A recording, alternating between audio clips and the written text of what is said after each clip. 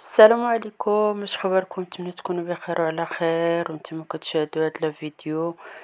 اليوم تتلقى سعيدة شرف مسكينة الخبر تاع الوفاة ديال الأخ ديالها والأخ الوحيد. إنا لله وإنا إليه راجعون. لله ما أعطى ولله ما أخذ.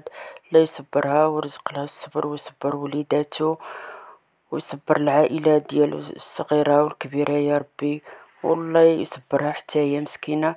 البارح كانت تطلب من المتتبعين ديالها باش يدعوا معاه، كانت نقله للدار البيضاء من العيون للدار البيضاء في الطيارة أمبولانس باش يلقى يمشي يدير عملية زرع القلب، ولكن لله ما أعطى ولله ما أخذ.